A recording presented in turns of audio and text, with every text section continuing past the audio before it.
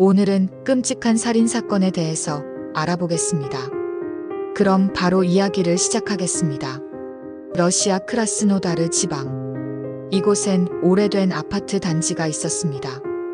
2017년 그 건물에서 세상에서 가장 기괴한 진실이 드러나게 됩니다. 이야기의 주인공은 드미트리 바크시에프와 그의 아내 나탈리아. 주변 사람들은 이들이 숨겨온 진짜 얼굴을 아무도 알지 못했습니다. 문틈으로 새어나오는 냄새는 지나가는 사람들의 발걸음을 멈추게 만들었습니다. 그건 썩은 고기의 냄새였습니다. 처음엔 하수구가 막힌 줄 알았다고 합니다. 하지만 밤이 되면 그 집에서는 습하고 둔탁한 소리가 났었다고 합니다. 이 낡은 아파트에서 누구도 인식하지 못하고 있던 시기에 한 부부의 집에서는 칼로 무언가를 자르는 소리, 질척거리는 살점이 바닥에 떨어지는 소리, 그 소리는 18년 동안 멈추지 않았습니다. 그 집에 살던 부부, 드미트리와 나탈리아.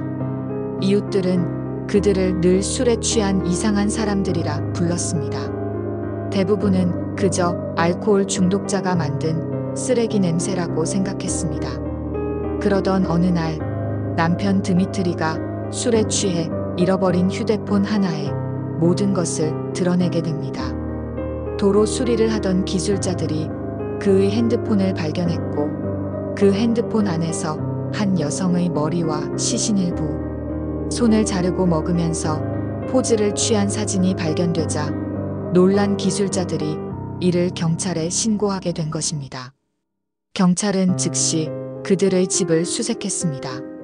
집 안에는 진한 부패 냄새가 벽지에까지 스며들어 있었다고 합니다. 냉장고 문을 열자 검은 비닐봉지가 툭 떨어졌습니다.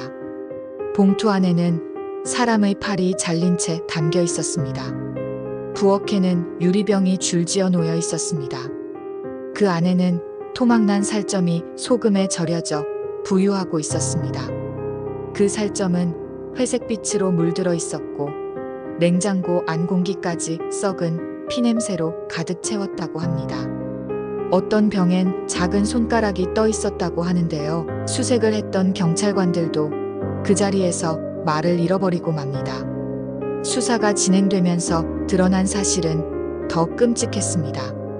경찰은 핸드폰을 토대로 드미트리를 조사하게 되는데 그는 처음엔 범죄 현장을 우연히 보고 사진을 찍은 것이라고 자신이 범인임을 부인했지만 결국 크라스노다르 공군 조종사양성학교 기숙사 집안에서 토막난 시체와 인육 조리법 등이 발견되면서 범인임이 드러나게 됩니다.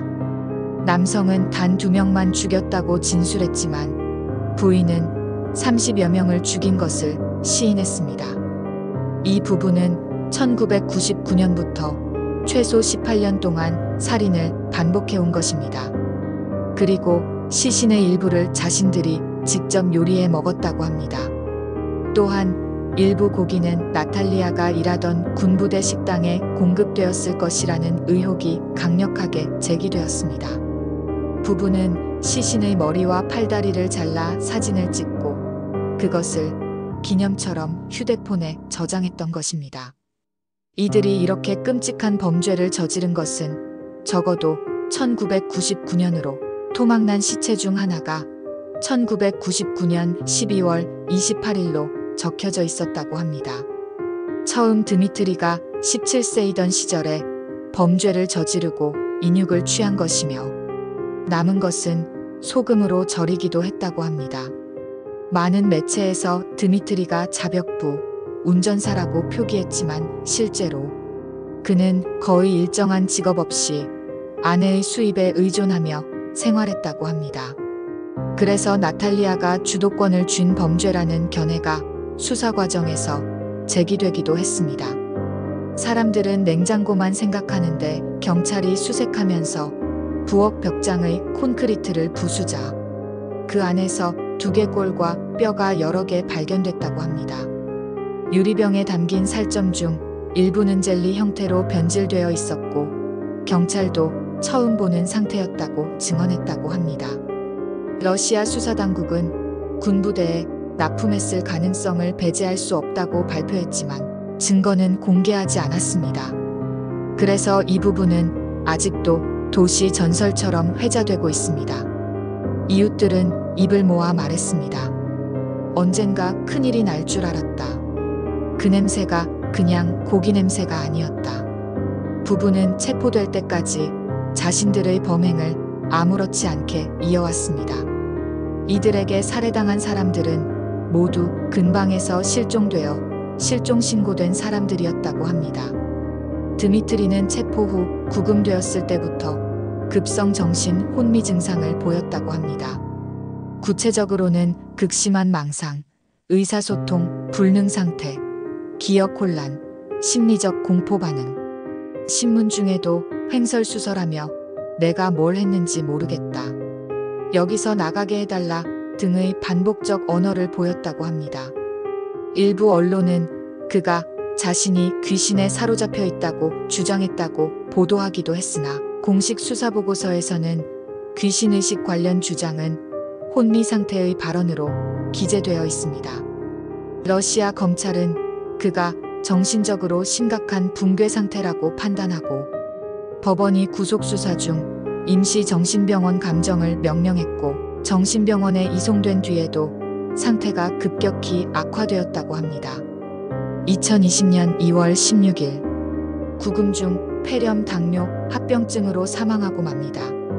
셀카에서 그는 잘린 머리 옆에서 미소를 짓고 있었으며 이 사진이 언론에 공개되어 전 세계에 충격을 주기도 했습니다. 일부 유튜브에서 카니발 의식이 있었다고 소개하지만 공식 조사에서는 종교의식적 동기는 부정되었습니다. 그저 식인과 살해에 대한 충동이었다는 것을 발표합니다. 러시아 내무부는 이 사건을 최근 수십 년간 발견된 가장 끔찍한 연쇄살인이라고 평가했습니다. 집에서 발견된 나탈리아의 수첩에는 살인과 인육 요리를 상세히 기록한 메모가 있었다고 합니다. 이 기록 때문에 계획적 범죄로 결정됩니다.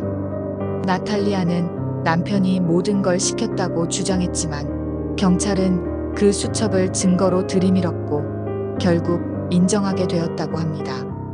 결국 이 사건은 징역 12년형으로 결론 지어졌고 그녀는 지금도 러시아 교도소 어딘가에 수감되어 있습니다. 만약 징역 12년형이 그대로 적용된다면 나탈리아는 2031년 출소 예정입니다. 사람 고기들이 어디로 갔는지 모두 다 먹었는지 아무도 모릅니다. 냉장고에서 꺼낸 봉투가 마지막으로 바닥에 떨어질 때 그 안에서 작은 손이 천천히 흔들렸습니다. 마치 작별 인사를 하듯이. 이 이야기는 2017년 러시아에서 실제로 벌어졌습니다. 당신이라면 믿으시겠습니까? 오늘은 러시아 부부 살인 사건을 알아보았습니다. 잘 보셨나요? 사람이 할 수 있는 일인가? 많은 생각을 하게 만드는 사건이었습니다. 잘 보셨다면 구독과 좋아요를 눌러주세요. 영상 제작에 큰 도움이 됩니다. 감사합니다.